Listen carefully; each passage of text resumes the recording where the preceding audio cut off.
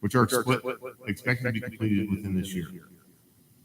A new residential single-family residence is currently under construction at 571 Manhattan Boulevard, and another has been designed as expected to be constructed at 39 and 449 Manhattan Boulevard. A new multifamily residential project known as Riverwalk, which would be built just east of the Queen City Marina, is expected to start construction this year. This project will consist of 54 two-bedroom condo-grade apartments. Also planned to start construction in 2023 are Boulevard Flats, a 10-unit apartment building and a 12-family condo development located in the lookout of the development area. Design plans of the developer's signature project are Manhattan Harbor, the promenade, which will be located immediately south of the Queen City Marina. They're all currently underway and expected to be submitted upon approval soon. One of the most exciting development projects taking place in the city right now is the rehabilitation of the historic Burton Building, which we also may know as the Rainey Building. It's at 6th Avenue and Berry Street. Orleans Development Company purchased a four-story, 130-year-old brick building in July 2022. And a $2 million construction project is now fully renovate this building into commercial space on the first floor with 10 loft-style but yet affordable apartments on the upper floors. Further into the interior of our city, Red Dot Homes has completed 5 new single-family residences at Pottobon Point, which is at the Fountain Avenue and 10th Avenue. 3 other homes with panoramic views of the Cincinnati skyline are currently under construction and are expected to be completed within this year. Also, numerous single-family homes are being purchased and rehabbed within our city. The city of Dayton is a hot market in this our region. Right now, real estate investors are starting to become our homeowners. These are just a few examples of the newfound entrepreneurial experience that is taking place in Dayton by storm. In our central business district, several other buildings have been and are currently being renovated. Many of these businesses have taken advantage of Dayton's Business Assistance Program, or the DBA program. And last year alone, the city granted nearly $30,000 in facade improvement funding to the owners of 3 buildings on new businesses, including Train with Rocco, Toolkit Hair and Makeup, and Pretty Indian Tattoos. In the coming year, several other businesses will be opening their doors to downtown Dayton, and we expect to have some exciting announcements about these new businesses within the next coming weeks. Now, as we look forward to the future, we want to continue our efforts to attract entrepreneurs to start new businesses and create new jobs in our city and provide them with the support that they need to be successful. We also will continue to encourage developers and others to responsibly rehabilitate our historic homes and storefronts in our central business district in accordance with the city's historic district guidelines. The first of which, of course, is code enforcement. In 2022, as in past years, increased code enforcement has been a central theme in our city's progress. This past year, the city established a database of all vacant and blighted structures within our city, and we created our top 10 list of vacant and abandoned properties after our successful addressing of blighted properties within our first 2 lists. Many of these properties have been renovated, sold to third parties, or demolished by city or other third parties. And as a complement to these code enforcement activities, the City Council also passed a residential rental property inspection and safety program last year, which became effective on January 1st of this year, with inspections set to begin in the second quarter of 2023. This self-supported program allows the city to inspect all of its residential and rental properties to ensure that these properties are safe and sanitary and compliant with all of the local and state building and property maintenance regulations. City administration has been diligently working over the past several months to craft this program that will benefit landlords, tenants, and of course the community at large. Next, we have strategic planning. Following the blueprint set in 2021 and continuing in 2022, the city will continue to apply new methods and techniques to involve residents in the city's decision-making processes and to keep our citizens up to date about the city's state of affairs. Residents can receive regular updates from our city administration about local news and information from several resources, including our website, blog, web pages, social media, email newsletters, and a bulletin board at Monument Park, just to name a few. The city will continue to use public meetings, vision sessions, strategic planning meetings, community surveys, and personal discussions with residents and businesses to create short and long-term goals for this coming year and beyond. These strategies allow the city administration to receive input from multiple city stakeholders, including city members, residents, council, business owners, and city board members. When City Council held its strategic planning session last spring, it came up with 20 projects, 20 programs, and initiatives it wanted to see implemented in the city. The list was used to craft the city's budget and direction for the following year, all of which are available on our website, www.daytonky.com. Over the coming weeks, the city will again employ citizen surveys to gather input and preparation of our strategic planning session. So I encourage all of our residents, business owners, to participate in our survey. Our Main Street, historic preservation, and park boards are all in the process of creating comprehensive plans to prepare these organizations for the betterment of Dayton's exciting future. Our public information infrastructure improvements. Several public infrastructure improvements are completed in 2022, including several near or on the Manhattan Boulevard development area. The last portion of Manhattan Boulevard was completed, linking this road that runs from the city's border with the Bellevue border to Merritt Eagles Highway.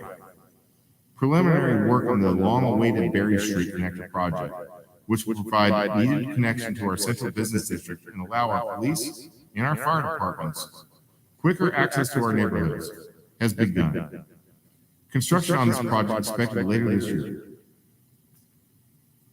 Other improvements over the past year include construction on a new intersection of Manhattan Boulevard, O'Donnell Street, and Fifth Avenue, which has improved vehicular and pedestrian safety at this intersection, as well as construction of a new trail section connecting the parking lot of City Marina to the existing Riverfront Commons Trail. Construction of new sidewalks on the side of Dayton Pike from 7th Avenue to Chateau Ridge and up on Upper Belmont Road were completed this year and are being heavily utilized by our residents. Design plans for the final phase of the sidewalks along Dayton Pike from Chateau Ridge to the city of Fort Thomas have been completed. The city hopes that construction of this project will be completed in the 2023 year. This past year, the city of Dayton spent more than $200,000 to repave sections of 9 streets in the city. Based on road improvement priority ranking systems created by our city engineer, the Kentucky Transportation Cabinet repaved Merritt Eagles Highway from Clark Street to Tower Hill in Fort Thomas, and KYTC will repave Route 8 from Clark Street to Clay Street this spring. This past fall, the city, in conjunction with SD1, funded a stormwater mitigation project at 4th Avenue and Kenton Street, which was completed this fall in anticipation for the repaving work. Notable projects for 2023 include construction of Phase 2 of our Riverfront Commons River's Edge Trail project and installation of pedestrian bump outs on 6th Avenue. These projects will reinvigorate our riverfront and commercial business districts. In our legislation this year, City Council also passed several significant ordinances, including the first citywide smoke-free ordinance in Northern Kentucky. As previously mentioned, the city also passed a comprehensive residential rental property inspection program that requires all landlords to register all residential rental properties in the city and submit those properties to inspection. That's important. We're making sure that everybody in this city has the ability to live in a healthy and safe lifestyle. The city also passed legislation regarding sober living facilities operating in the city. A right-of-way ordinance requiring utilities and others doing work in the city of right-of-way to properly repair streets and sidewalks and maintain equipment placed in the city's right-of-way. We beefed up our public and private littering and dumping ordinances, and we passed several other important public safety measures. We're making sure that when people are coming into our city, are doing work, that they're repairing the work and making it as it was before, if not better. These are important legislation that our council has passed this year. Thank you. And of course, we like to have city events. A priority of the city's administration during 2022 was the activation and use of Monument Park on 6th Avenue. The city-owned property in the heart of our downtown is a prime location for our community events. City staff worked diligently during this past year to create a slate of successful programming for residents and visitors to come here and to enjoy our city. Notable events during the past year included the Final Friday music events, which brought monthly concerts and entertainment for our community to enjoy.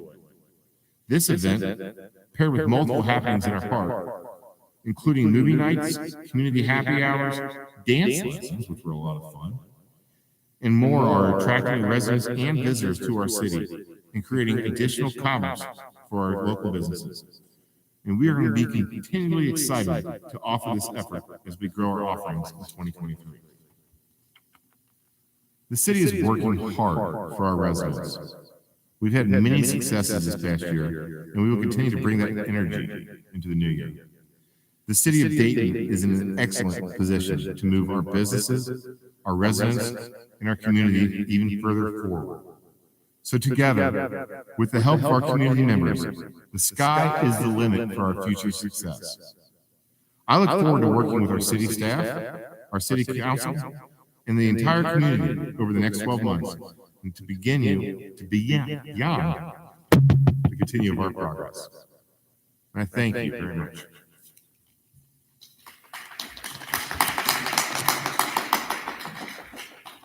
Thank you. Now we would like to welcome to the podium Superintendent Jay Brewer. I believe you would like to address the City Council and the city with your State of School address. Do we have it set up? Jared's sick. I think he's got the COVID.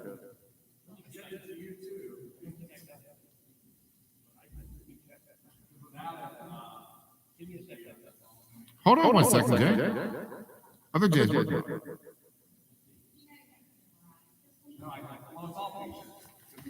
I had 6 pages, Jay. Come on.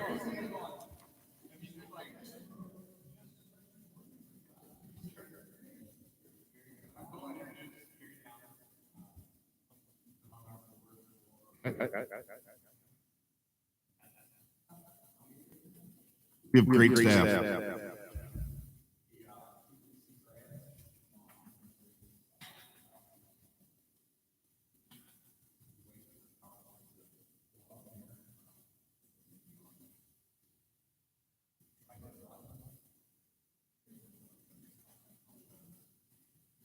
There we go. I didn't like how they turned all the hot mics off because that's the exciting part of the council meetings is listening to, the comments underneath it. But as we wait, I think we can win another award, Mayor Baker, if we get you to come down to the school cafeteria and put that foot up in the air and say, this is what happens when you don't eat your vegetables. Eat your vegetables. Exactly. Put a big sign around your neck, kind of like a shaming thing, and just put it there and say, this is what happens when you don't eat your vegetables. And I mean, that's probably going to be the most influential thing I can think of to get kids to eat. Broccoli's great. Cauliflower, love it. Okay. I was a little bit more. Well, stop by. We'll put your foot to good use.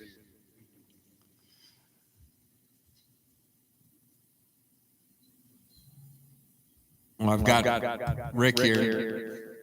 We've got a light out street lamp, the one right across from the side door of the cafeteria elementary. Do we call Duke Energy on that? It's taken care of. So it's the one, as you go down Green Devil Drive, it's right across from the side door cafeteria entrance, which elementary. Yeah, so as you go down, it's up there on the left by St. Bernard's. Yeah. It's just been down. Yeah, it noticed it this morning because we have 2 lights that are out too. So we had 2 and then that one. So all of a sudden that area became really dark. I was like, something's going on here. So see what other maintenance items we can knock off the list here. All right, so currently we're watching The Biggest Loser. We can go with that. I mean, that's not sure if that goes with the state of the schools address, the biggest loser. I mean, you know, I know. I mean, how come they didn't name that show that?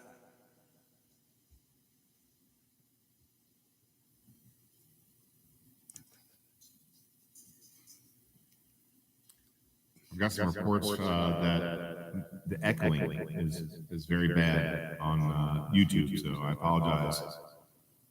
Apologize. Yeah. I don't know. I'm not on YouTube.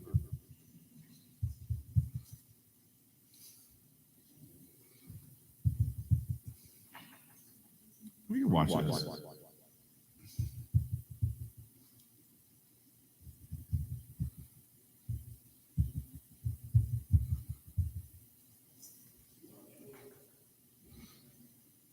Gotta love technology. The kids, my wife has had similar surgery as Jeff might be having, so I was only there for a half day, but attendance seemed to be a little light with the rain, the cold, the Bengals. But I think by and large, they're ready to go.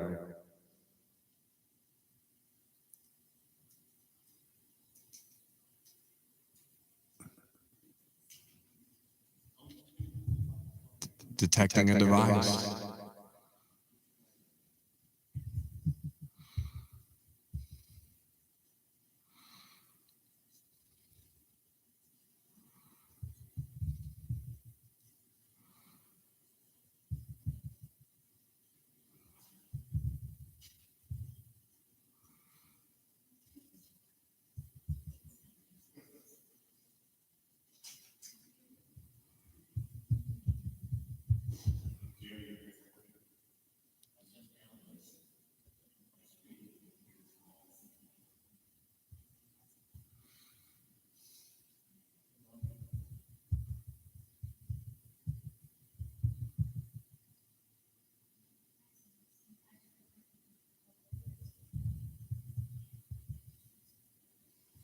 There it is. There we go. All right, look at that, Jay. I know. J&J, there we go. Great staff, that's why. Oh, don't move my pictures around. Now you got it. Yeah, it does have a mind of its own.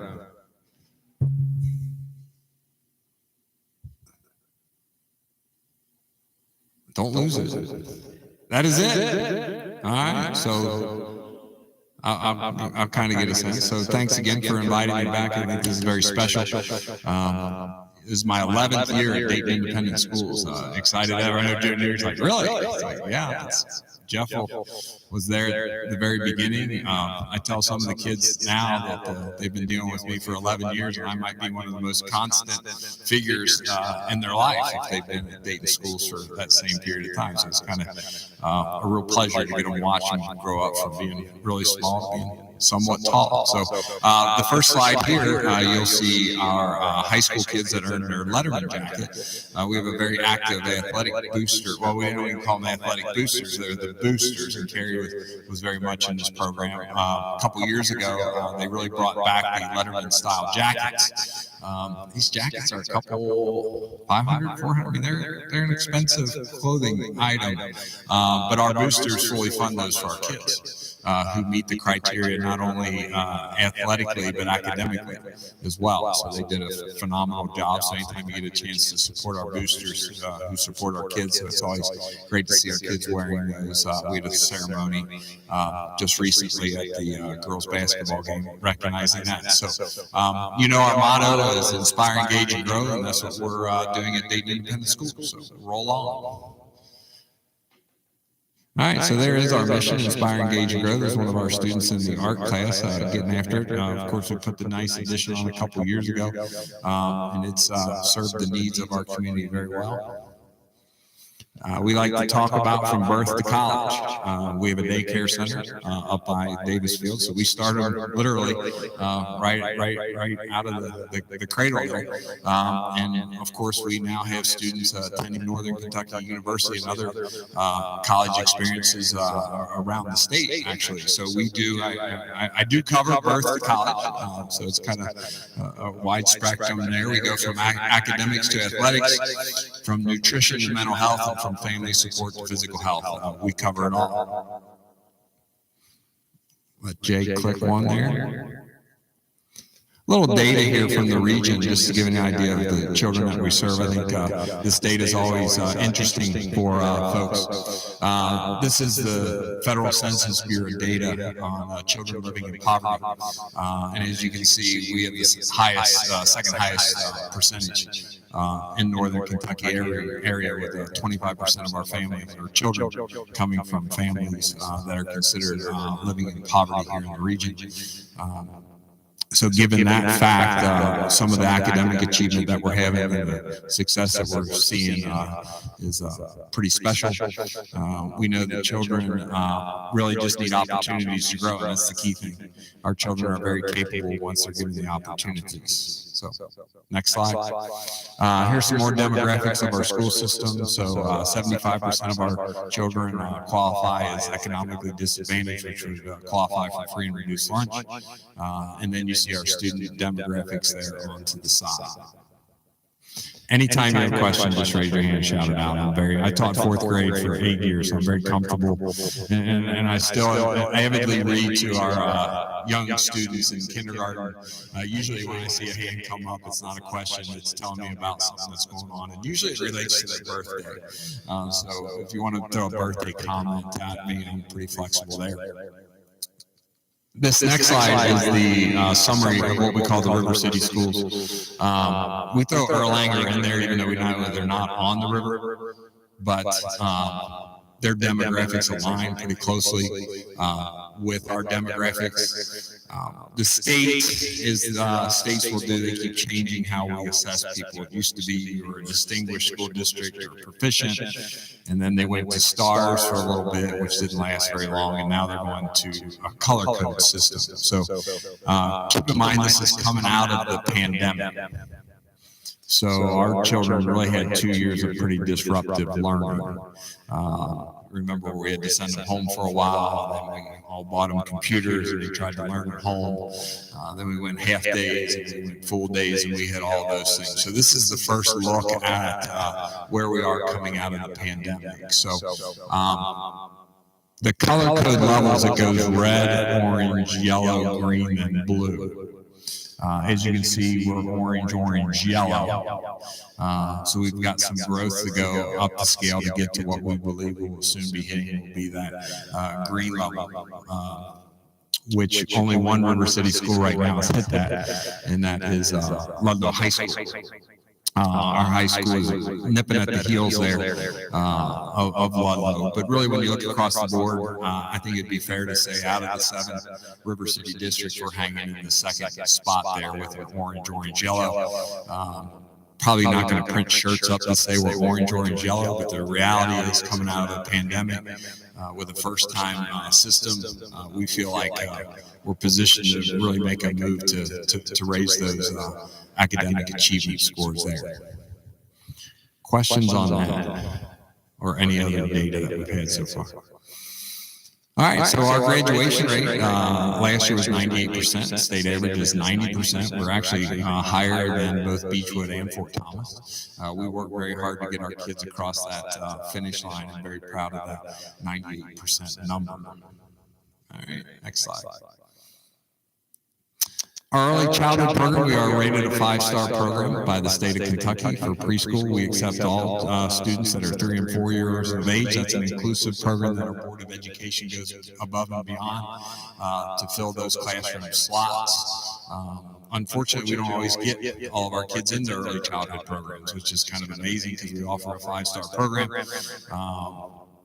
It's free to all children in Dayton, but we still have students that will come to kindergarten not having any early childhood learning experiences, and often shows with what I call self-regulation, which is the ability to kind of put yourself into a learning mode and sit and attend in school. We have kids that come in behind there.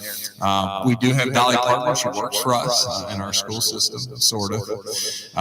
We're very excited about 4 or 5 years ago, our Board of Education with all the boards of education in Campbell County collaborated together to bring the Dolly Partner Imagination Library to all children in all of Campbell County. And we work with the Campbell County Library and with our school board to fund that initiative. And we currently have the highest participation rate of any school district in Campbell County. So kudos to our early learning team to get out there and drum up that initiative that every child gets a book once a month from birth until age 5. So that's a fantastic program we have there. And then that is our mascot, the cow there, who hangs out next to my office. You can come over and see her anytime you want, but we do try to get our kids out to field trips along that way. All right, next slide. This is probably the big news. This is the big news of this year. Us, along with a lot of the other Northern Kentucky school districts, not all. Been some school districts that have not participated in this program. It's called the Young Scholars Academy program at Northern Kentucky University. Students that qualify for this program are fully off of our campus. And our full-time students at Northern Kentucky University. We transport them out there via bus. We realized pretty quickly that we had 15 students that qualified. And many of them wouldn't be able to attend if we weren't able to bus them out there. So in our can-do spirit, we found a way to find another bus driver and free up a bus to drive them in the morning and the afternoon. But these folks will, in 2 years, be graduating with 68 college hours and really have a great head start into their future. So very excited about that program. We had a meeting the other day with these students when they came back, and you could see the maturity level had changed in them, which you would expect. They've been on a college campus in college classrooms with peers that are 2 years older than them. They just started carrying themselves a little bit differently. So we're really excited to see what this is going to bring to the future of the city of Dayton, having these kids out there in that program. The big breaking news, our Dayton football Green Devils continue to show strides of improvement. Last year, we finished second in the districts and won a playoff game. And this year, we hosted a playoff victory for the first time in 24 years. So it's pretty exciting to see the Green Devils up there in historic O.W. Davis Field. Some of you may not know this, but Joe Neary is one of our highly paid volunteer announcers up there. But does a nice job. We're very proud of our football program and a lot of the programs that we have here for our kids. Such as our volleyball program, our middle school's volleyball program went undefeated this year. We have an elementary cross-country program that has a bajillion kids, carries and participates there. We also had our first state qualifier in a number of years at the high school level. And then some of you may hear on occasion on Friday nights fireworks go off up around Davis Field. So that would be an example of Hank Mullins and the Devil Deck fires those off, which has been a very special treat for our kids in the community. So appreciate the support of that. Last year, made history with our bowling team.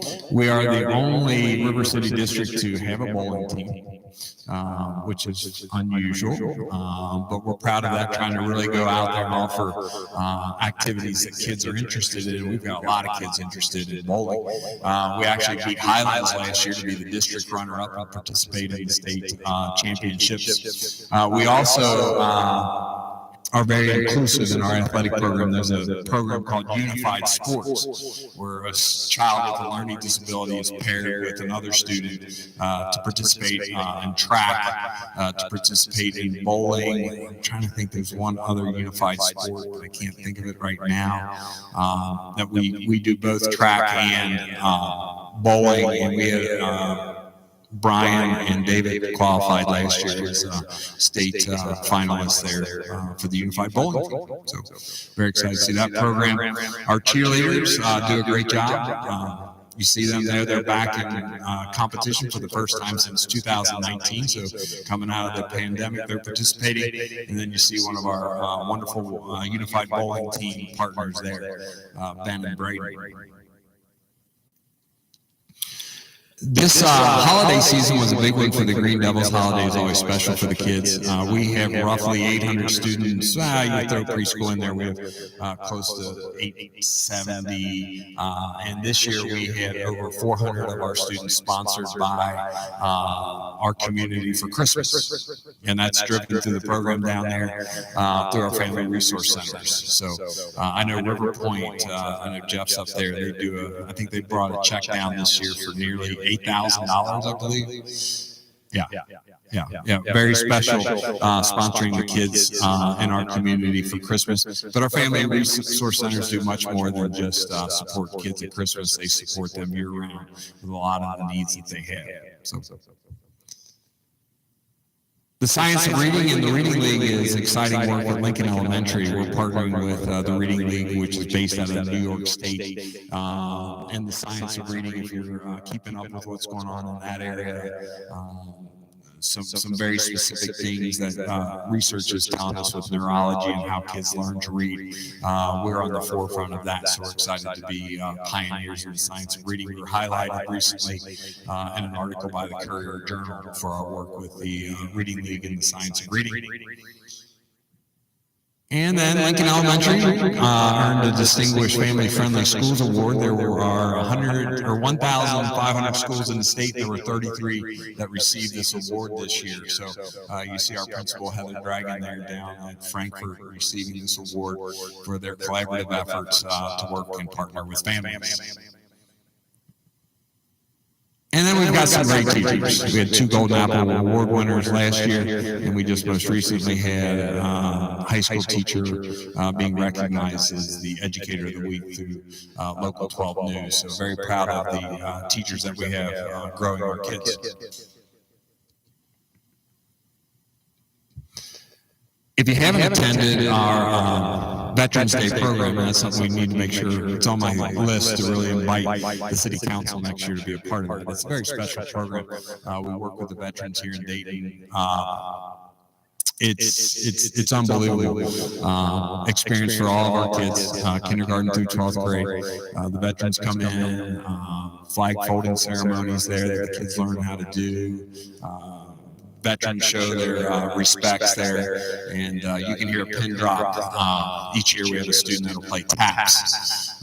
You can hear a pin drop in the gym when we do that. So we're proud of our outreach to recognize and honor our veterans here in Dayton, because there's a rich historic history with the service that they provide.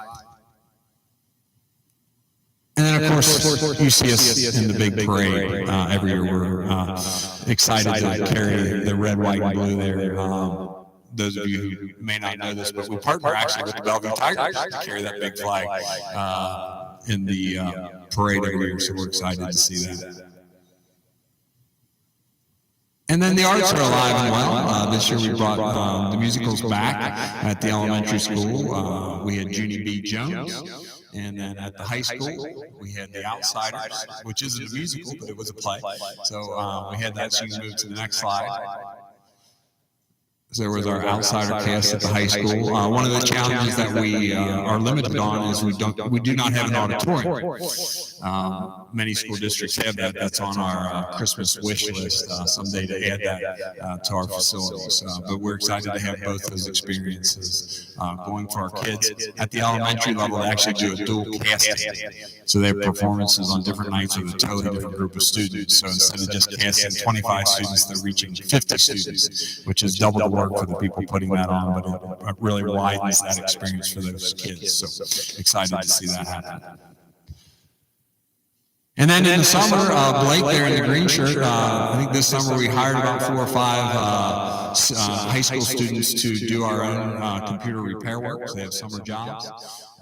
We actually handle the computers from Southgate as well. So they take them all in, service them up. We take money out of our general fund to pay them to do that instead of sending them somewhere else and having those things done. So we're excited to see that. And then you see a picture there of one of our high school mentors that goes up and volunteers some time up at Lincoln as well. That's one of the benefits of being small and being next to each other, is that we collaborate a lot of different things.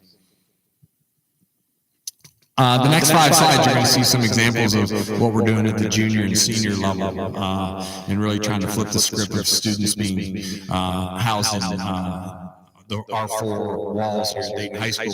One of our goals is to get every child off of our campus, at least during their senior year, for half a day. This is Xander Ill, who's out at the Area Technology Center. Xander has a passion for welding. He's going to leave that center with a welding certificate. And those of you who are familiar with that, I think Xander's going to have no problem finding a very lucrative job with that certificate. So we collaborate with Campbell County Schools to send a busload of kids out to the Area Tech Center. So that would be one example of what we do. Next example would be Cadence Mullins. She's one of our 14 junior students who joined the Young Scholars Academy.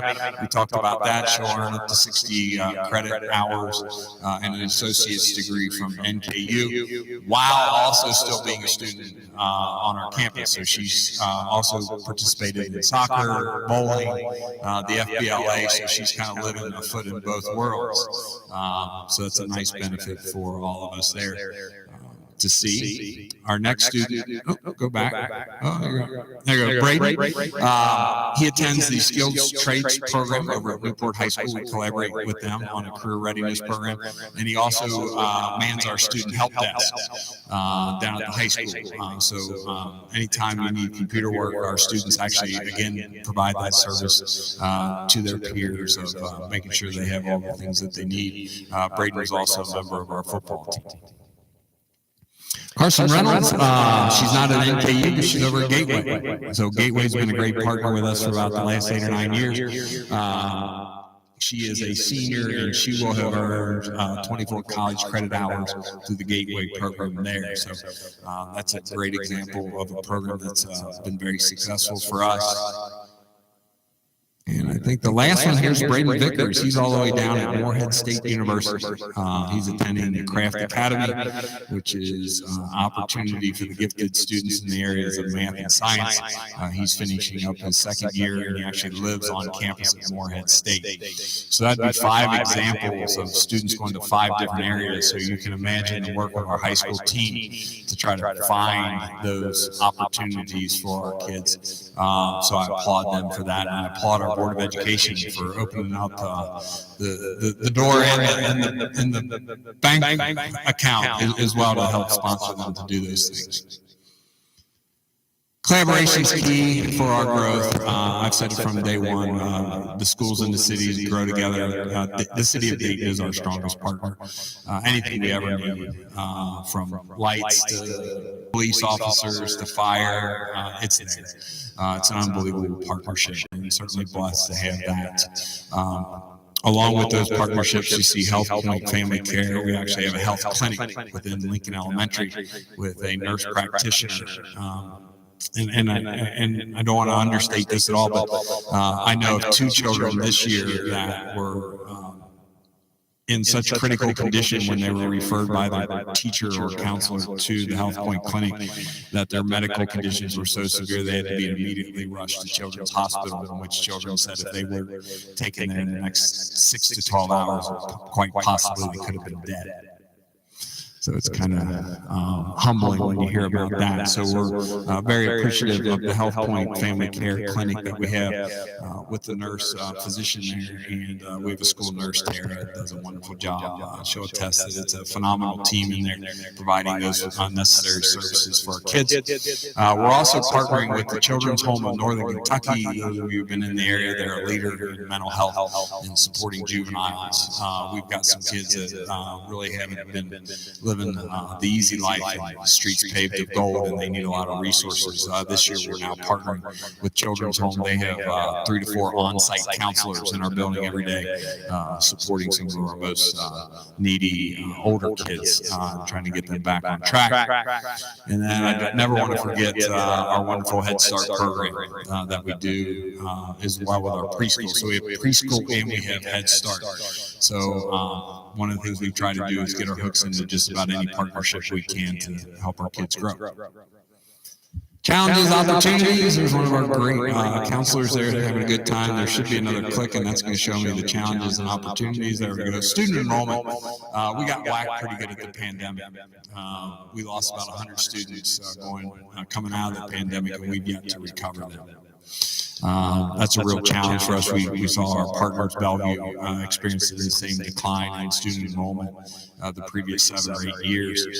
It's concerning. Not sure where they all went. Everybody's like, where'd they go? Well, we can track them to kind of know what schools they went to. But we have seen about a drop of about 100 students in enrollment. It seems to have leveled off at that point, coming out of there. I do think some of it's with the housing flips that we're seeing in the community. When you take some of our rental properties and turning them into homes, and they may not have the children that they used to. We've had a number that's probably an exaggeration. Several of our families have said we're currently renting and the owner is now selling the home, and we've got to go relocate, and we can't find anything in Dayton right now. So growing always presents challenges on all kinds of different sides. I love the fact that we'll have home ownership here in Dayton. I think that's a stable part of what makes a strong community, but there is a cost there for some of our families looking for affordable housing. Next, we have mental health. Mental health, the pandemic has crushed our kids, and these crazy devices that we have and we carry around all the time have crushed our kids too. I was in a meeting the other day with the superintendent of the Catholic schools in the region. She said her number one concern for her kids is mental health as well. And I was like, wow.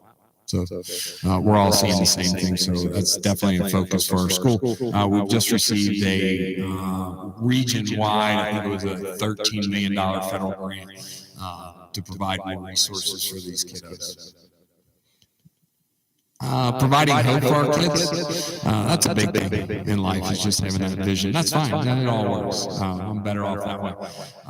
You got to have that light at the end of the tunnel, that focus for where we're going. And that's a challenge for some of our kids. One of the things I tell my folks is, or my kids, is watch the 5 people you're hanging around with. You're going to quickly become them. We need to have those role models and those beliefs that you can grow and achieve whatever you want to do. And then student and family support. Everybody didn't start at home plate.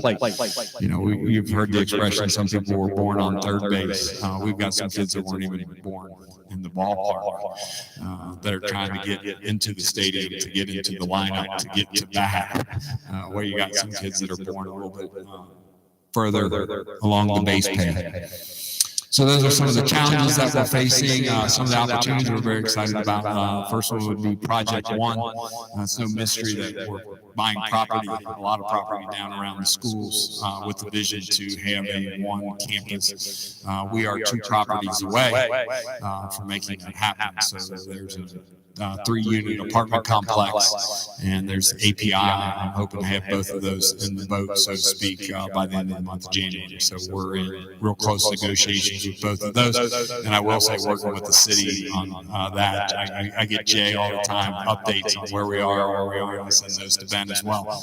But we're real close to having both of those properties, which will lead to us being able to do some special things. So we're kind of holding off on what those special things are, but I think most people kind of know what the vision is going to be there.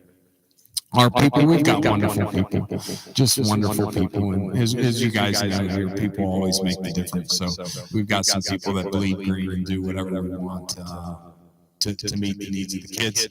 The property development in Dayton certainly helps the school district. So I was excited to hear the update that more things are coming in and growing. That's going to help our bank account and hopefully attract some more families and kids into the area. And then really our opportunities can continue to be in our mission to inspire, engage, and grow. And that's all by design and by purpose. Our kids need to be inspired just like everybody else. And then once you get engaged, growth can happen and do incredible things. So that is a general update on the schools. What questions do you guys have? Or what comments you have about upcoming birthdays? Because that's a great thing. When I say that to like kindergarten, I say, what questions do you have? 18 hands go up and none of them have questions. You know, you come into an adult group and... We'd just like to thank you, Mr. Brewer, Dayton Schools, the board, for the opportunities that you provide our children. And I know I see them firsthand a lot of days. But my grandchildren also attend, one at Lincoln and one at the high school.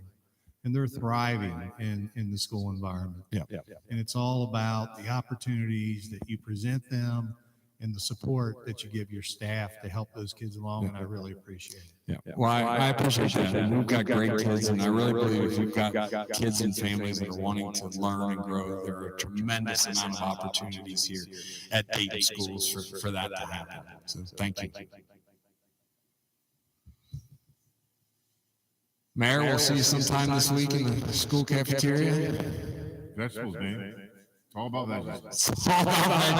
Chef Pam will love it. A lot of times, you know, in my role, I got a lot of people who ask me, why do I want to move to Dayton? And a lot of times, the response, you know, depending on the demographic of the person I'm speaking with, is our schools. You know, you guys are crushing it. You guys are doing great things. You're building great families. You're doing really important things for our community. So your state of the schools address, I'm so glad I didn't have to follow it. You have to follow mine. You crush it.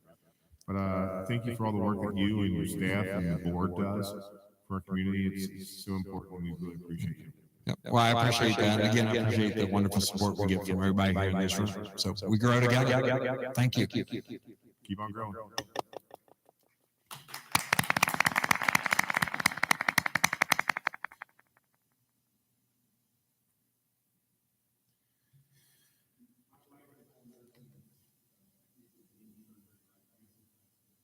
Oh, go take care of the wife, of course.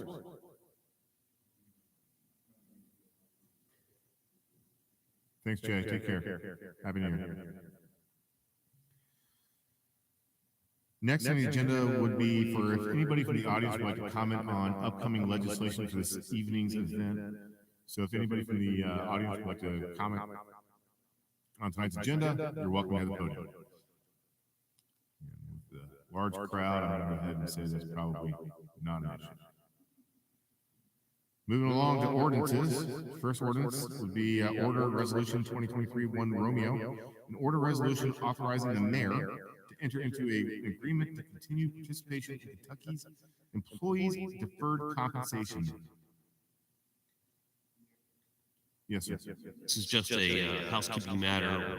The city participates in a 401k plan through the Kentucky Employers 457 Deferred Compensation Plan, and we're required to do this on occasion to continue our participation in that plan and sign an agreement with them to do so. Thank you, Mr. Foss. Do I have a motion to accept 2023 number 1 Romeo? Move to approve 2023-1R. Member Neary's made the approval. Do I have a second? Second. Member Volk's made a second, which opens up for comments. Do we have any comments regarding this motion? Roll call, please. Member Kelly? Aye. Member Lovins? Aye. Member Wyrick? Member Volter? Aye. Member Neary? Aye. Member Neiman? Aye. The ayes have it. Next would be Resolution Order 2023-2 Romeo, an order resolution of City Council of Dayton, Kentucky, appointing and reappointing individuals to various city boards and commissions. Mr. Foss. We kind of broke this out a little bit because we have the next two pieces of legislation involve members of the council who are on the board. So this involves planning and zoning. Jerry Huntley and Chuck Peters are being reappointed. Board of Architectural Review, which is Kelly Barrett, being reappointed. Board of Adjustment, which is Don Lynn, being reappointed. Code Enforcement, Alan Smith, being reappointed. Ethics Board, Gene Cole, reappointed. Parks Board, Tanner Smith, yes, and Patty Simpson, being reappointed. And Sergeant Clark Foundation required to appoint Tiffany Myers to that foundation to replace Donna Ledger. And those are all the items on this particular piece of legislation that are reappointments. Thank you, Mr. Foster. Do I have a motion to accept 2023 number 2 Romeo? So moved. Member Neary's made the movement. Do I have a second? Second. Second by Member Neiman. Do you have any comments regarding? Does this fill all the board positions? Of a position open on the Board of Adjustment. Someone was appointed to that, and then before his first meeting, he said he had to withdraw from that position. So we still have to fill one more position there, and I think that covers everything.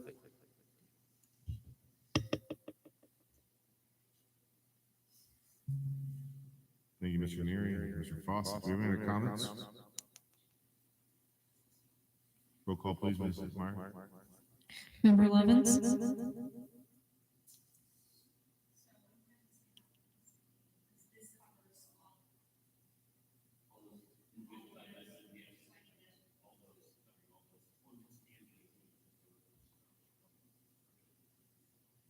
So Member Lovins is abstaining. Yes, ma'am.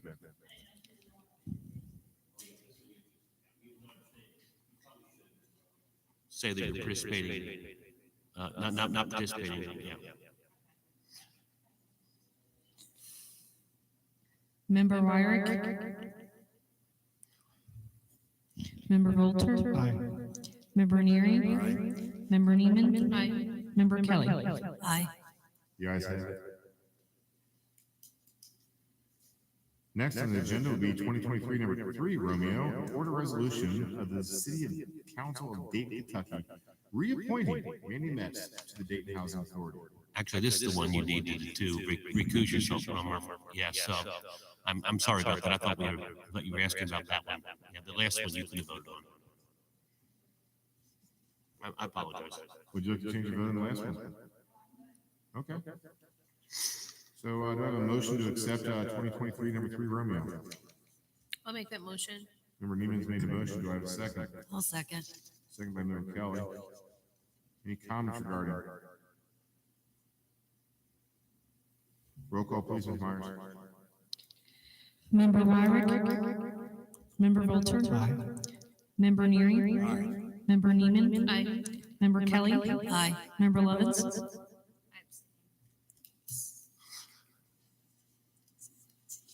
5-1 with 1 abstention. Ayes have it.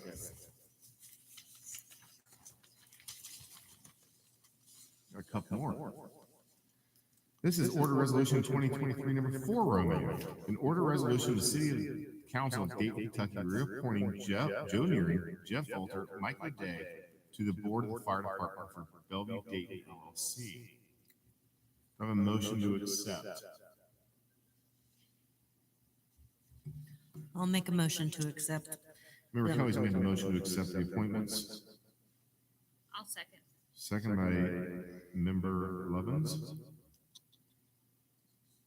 Comments regarding?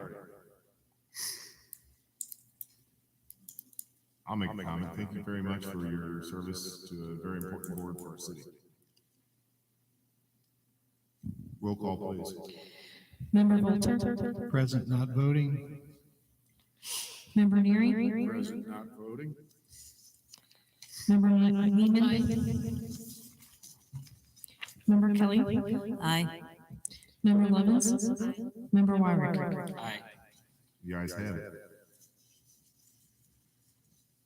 Next on the agenda is Order Resolution 2023-5 Romeo, an order resolution authorizing the mayor to enter into release of restrictions and develop agreement and warranty deed as it relates to real estate being developed by Velo Riverside LLC as a multifamily residential property at northeast corner of the intersection of Manhattan Boulevard and Mary Ingalls Highway in Dayton, Kentucky. Mr. Foster?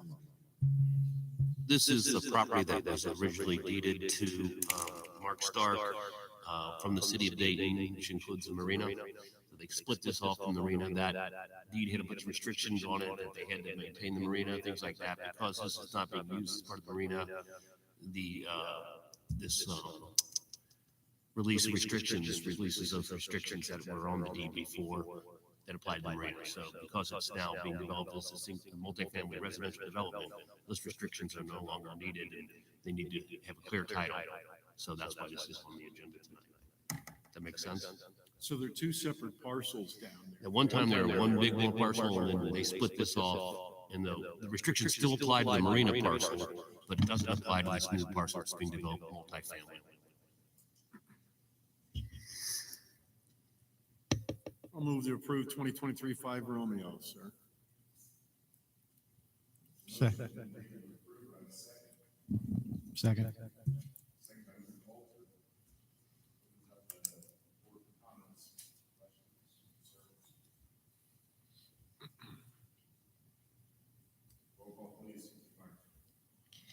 Member Neary? Aye.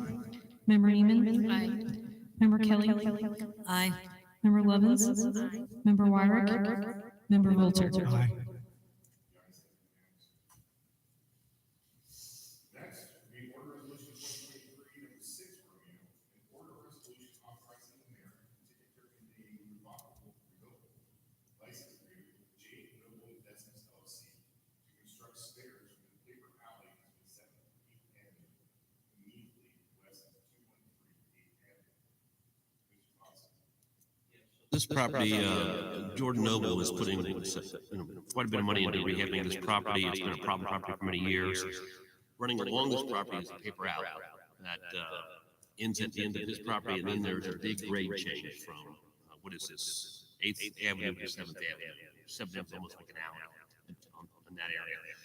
He's got a garage, he's going to put his garage off of 7th Avenue behind that property, but in order to get up to his property, he needs a way access up to that property. So he wants to build a stairway next to his garage up there. Originally, he wanted us to talk to us about vacating the alley. I've talked to some residents, they didn't want to vacate it, they wanted to keep that alley. So what we're doing is a license agreement, which we can revoke at any time. And basically, he's responsible for construction of this, insuring it, identifying the city, but it also allows the public to be able to use those steps to get down from the 8th Street level down to the 7th Street level. So it's it will become a public stairway that his residents now will be able to use also to get into their property. So I'm assuming then the maintenance is going to be ours. The maintenance is it's under the license agreement. He's required to maintain the steps as well. He's going to maintain it. Yeah. Okay. So everything, it's maintenance. He's responsible to have insurance on it. He's going to indemnify the city. I sent a copy. I thought there was a copy of this attached. Indemnify the city if there's any problems with it. So we'll have to, and they'll have to satisfy building codes in terms of the size of the steps and all that. So I have a question, which I would like to know the answer to this. Do we really have a 7th Street there? Yes, It's the alley. So the alleys are considered 7th Avenue. that's what it is on the maps. Yeah, Okay. that's considered 7th Avenue. So all those alleys, the alley behind the Liquor King that runs, Not necessarily. Some of them are. I'm not sure if that one's. Is that 7th Avenue too? so that's 7th Avenue. Yeah, I guess it is. That's continuation. That's right. Yeah, that's 7th Avenue. According to our maps. Now, these caveats or responsibilities for maintenance and insurance and everything else, we're making with J. Noble Investments LLC. Are they attached to the deed should they sell the property? Well, the deed is separate. The deed is on, this is private, this is public property. So the deed, it's not attached to the deed, but it's a license. We can revoke it at any time. If he's not maintaining it, and we can go in and tear it down and take it out of there if we want to. No, we don't want to. Yeah, well, I mean, I think actually it's kind of a benefit to the neighbors to be able to get down at a lower level instead of going all the way around the street and getting down there. So But no, it's a separate, it really should be attached to the deed because it's our property. It's a paper alley basically. And his property is a separate deed. It runs parallel to this alley. So if he were to transfer the deed, the LLC is still responsible? But if he were to transfer the deed, I think he would ask for us to extend his license to the new purchaser of the property if he did that.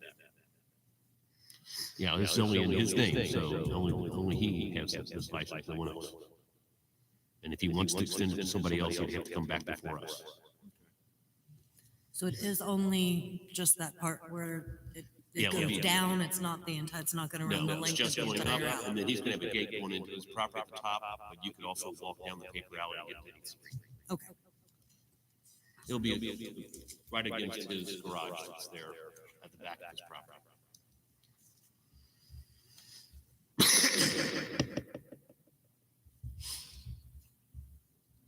Thank you, Mr. Fawcett. Do we have a motion to accept 2023 6 Romeo? We've already had a motion. We had a motion? No, I don't think we did. Some quick comments? I'll make the motions. I'll second. Ramirez made the motion, number 9, Neiman made second. Any other comments? Mention that we did speak to the neighbors a lot on this. They've been inquiring about it. Kudos to Mr. Fawcett, Public Works, for reaching out to them and keeping them well informed. I believe they're all agreeing to the changes. Roll call, please, Ms. Myers. Member Neiman. Aye. Member Kelly. Aye. Member Lovins. Member Wyrick. Member Volter. Aye. Member Neary. The ayes have it unanimously. Next on the docket is Order Resolution 2023, number 7 Romeo, an order resolution authorizing the mayor to enter into an easement agreement with Duke Energy Kentucky Incorporated regarding the development of Tapestry 2 multifamily development at the northeast corner of the intersection of Manhattan Boulevard and Mary Eagles Highway. Do I have Mr. Fawcett? Just, this is in connection with the development of the new multifamily apartment complex there. We have right of way there, and they have to be able to use that right of way to get utilities into that facility, the new facility there, the new development there. So they're asking for an easement to do that. Thank you, Mr. Fawcett. I have a motion to accept 2023 7 Romeo. So moved. Member Volter made the movement. Do I have a second? I'll second. Now is the time for comments. Do we have any comments? Is this electric?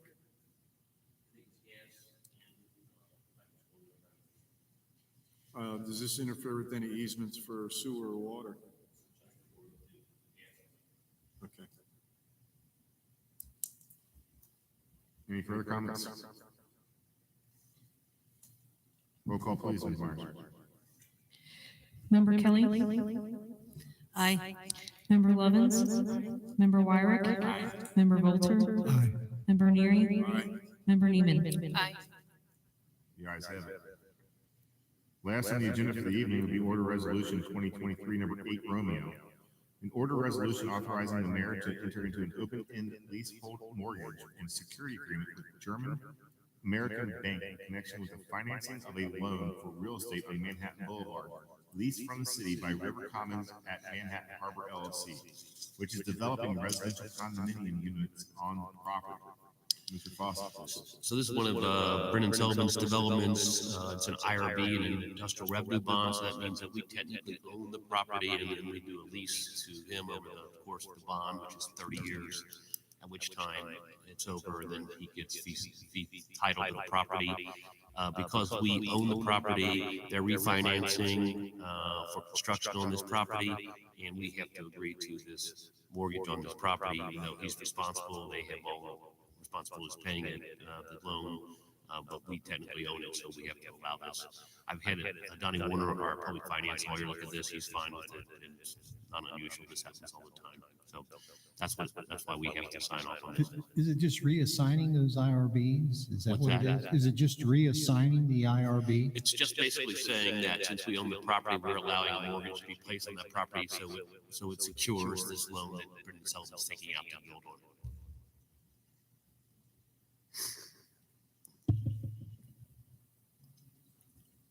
Thank you, Mr. Fawcett. Do we have any questions? I'm sorry, do we have a motion to accept? So moved. Member Neary's made the motion. Do you have a second? Second. Any comments regarding 2023 number 8 Romeo?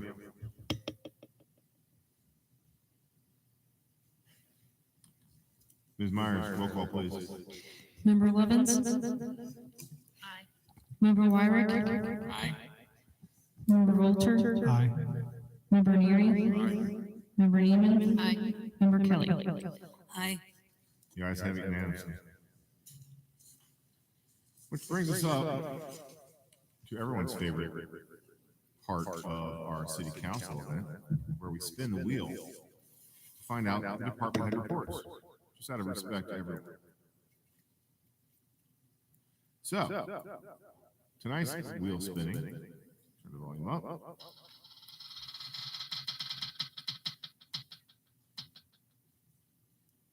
Chief Hatfield.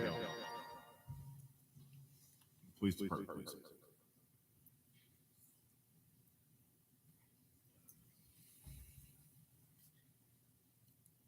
All right, hopefully you have my reports for December. I'm working on the yearly totals right now. Hopefully I'll have them by next month. Knew we had a large meeting tonight, a lengthy meeting, so I figured I'd wait till next month to put out the yearly. Does anybody have any questions? Any questions for the chief? Good. Uneventful. For us. So,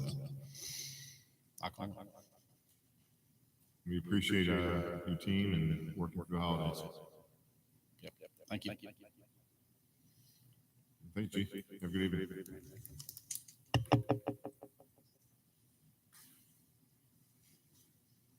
Next up.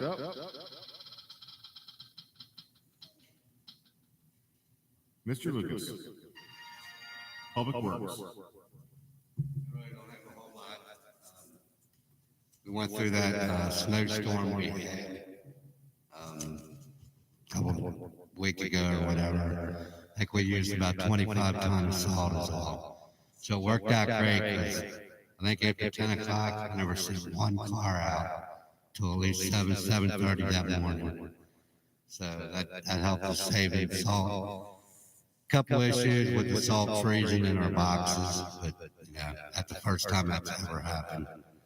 But all in all, I mean, it went great. My new guy, he did a good job. He held his own down on the lower streets. And other than that, I mean, we're staying busy and all our equipment held up and no breakdowns or anything. So, any questions? I mean, You might want to tell them about the salt actually freezing when you were doing the snow removal. yeah, inside our salt They had to box. take it inside the public Garage building and and then- thaw out. Well, we take it in and pull the spreaders off, clean them out, and then take the spud bars and beat the salt loose on the inside of the box. Then you can go out for about an hour, then it freezes up again. Is that That the didn't first- start till about 3 o'clock in the morning. You said that's the first time it's ever happened Oh, yeah. in the history of you working. First time it's ever happened with us. For the actual And we have our salt boxes apart too. So it's not like snow was getting in the boxes or anything. It's just the ice. I mean, it was so cold. Windshield wipers, you know, every 10, 15 minutes you're stopping and banging against the windshield to get the ice off of them. But, Despite really dire conditions, you all did a great job. it was cold. You couldn't stay out more than 5 to 7 minutes without any face protection or gloves on. It was that cold. But we never had no issues, and as far as I know, nobody got stuck. Had a little accident on 6th Avenue, but that was because the guy was, I think, acting a little stupid at the time, and it caused that. But other than that, that's all I got. Yeah, we're hanging in there.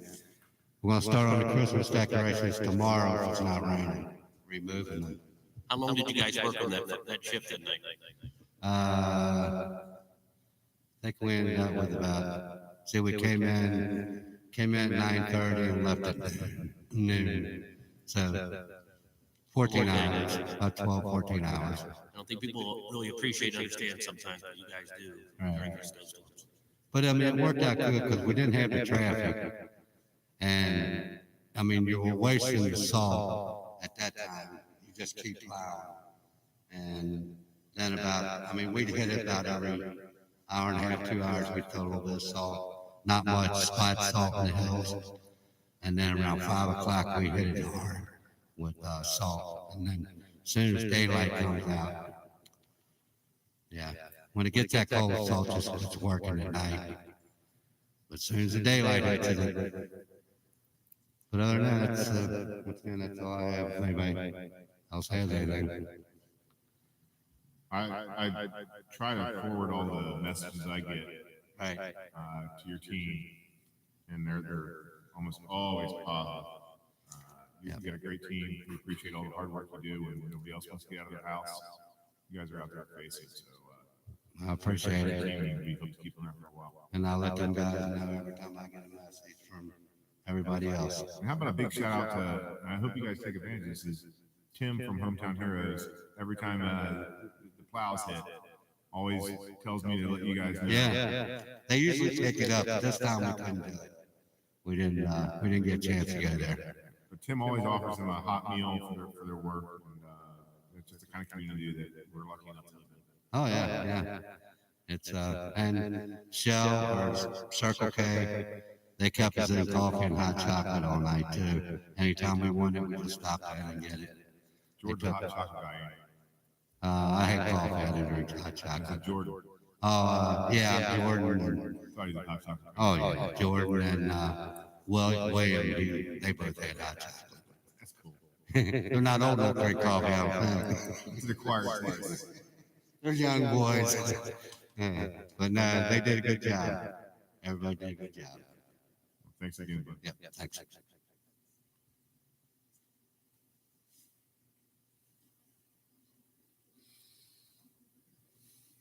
All right, here we go. 2 left.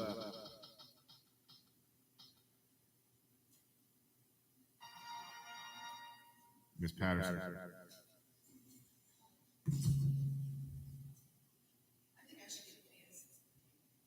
Because why? Because you're running camera? You're running 2 points? Lots of hats.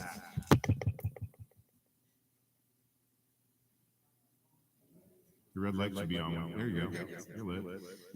I do not have a report this month. Kind of slipped my mind, but I think I'm going to try to do what Dave does, kind of like an end of the year type of thing. So you'll get that next meeting. But I've been doing a lot of stuff in the office. We found stuff that hadn't been filed from 2016. A lot of filing. And I mean, that's about it. We're kind of take it light the month of December. Just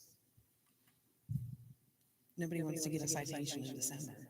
So that's about it, really. It's working on the top 10 list again, putting stuff together for the rental inspection program. I mean, We've been meeting a lot on that, and letters are going out this week informing everybody who owns, that we have on record that own residential rental property in the city, that the new ordinance is in place, and here are the rules that you need to follow. So that's happening now. so yeah, it's been more busy inside work, so probably get back in the next week or so, start getting back out more. So. But yeah, next council meeting, I'll have a report for you guys. Any questions? One of the things I've noticed, not only here, but Bellevue, Newport, other cities, and somebody gets a new washer and dryer and sets it out on the curb on a Saturday. Right. And say, hey, any scrappers, come and get it. And a lot of times they just sit out there. Is there any kind of, or could we do some public education to say, if you're going to put it out there, put it out on your trash day? And that way the scrappers are only going around those 3 days during the week. Because I just see some of the stuff kicked over. I know. It just looks terrible for the neighborhoods. Refrigerators, they won't take that because of Freon. They're not So taking it. Republic won't take that, We're so. working on getting something together. We want a concrete answer from Republic. They say that it needs the Freon taken out and it has to be, have a sticker from a certified HVAC person. Right. So by the time you pay somebody to come out, it's kind of, so we're seeing a lot of these things being like dumped places.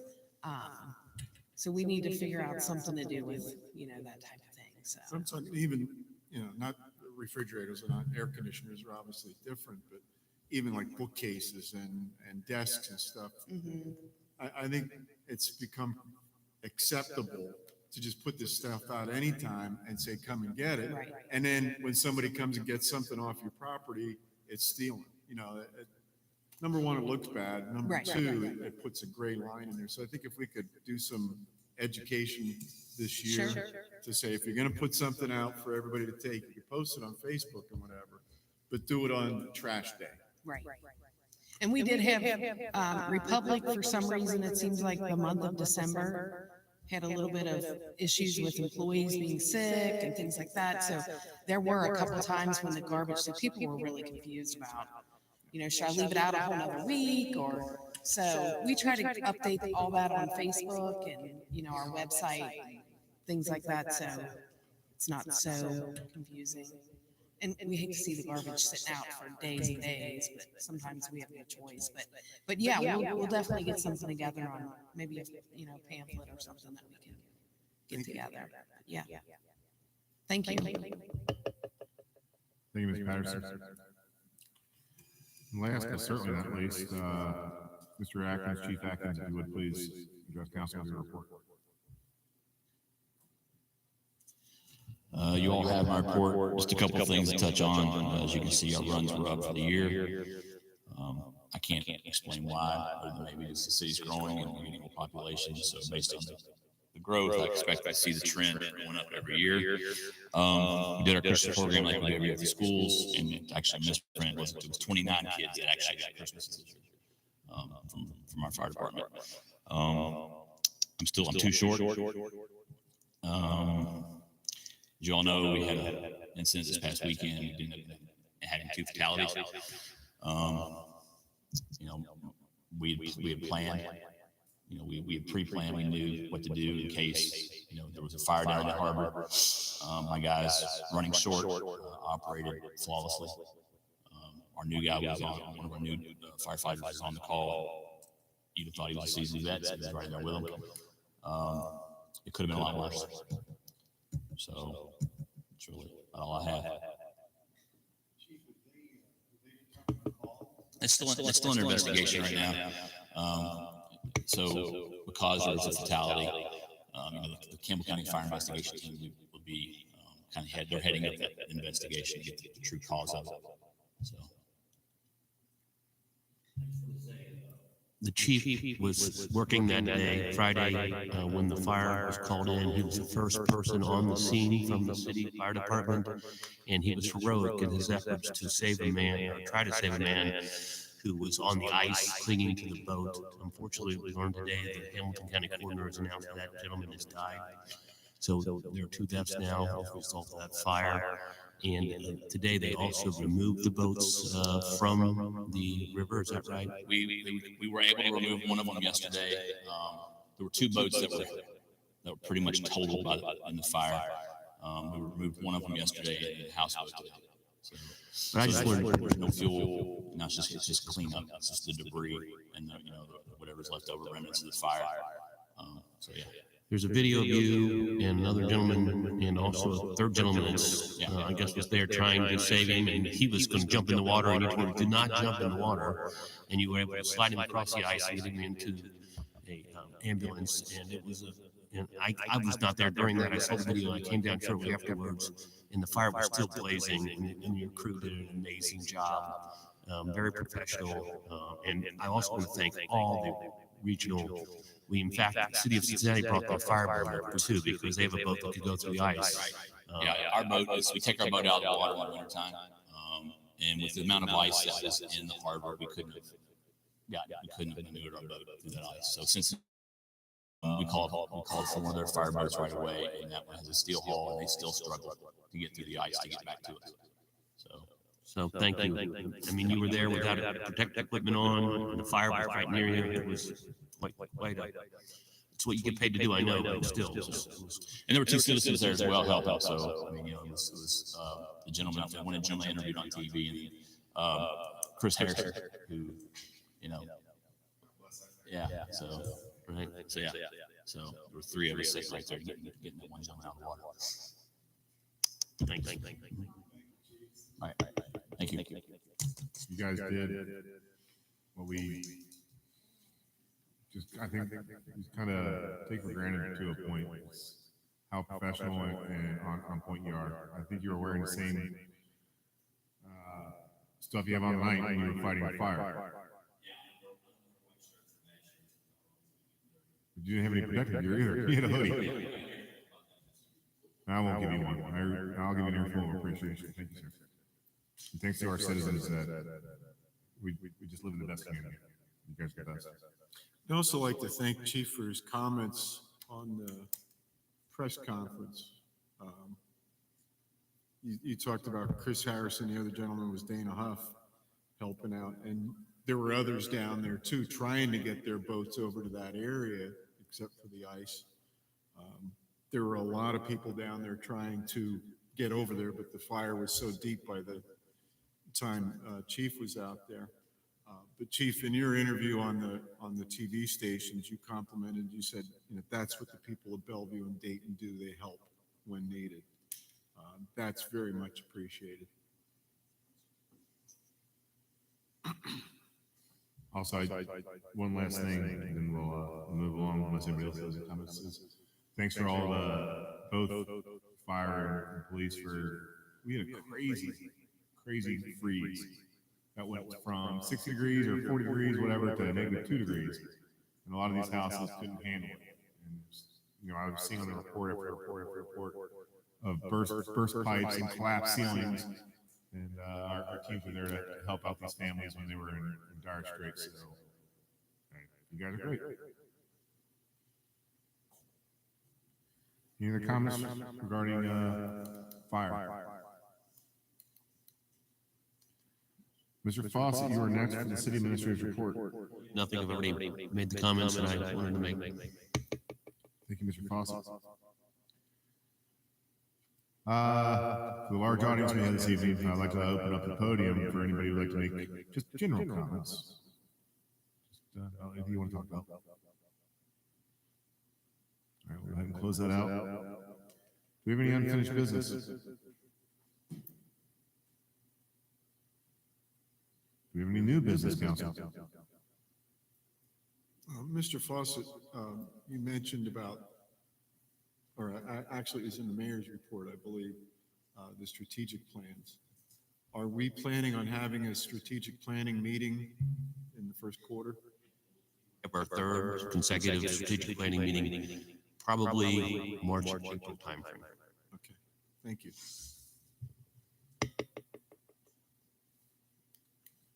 Any new business?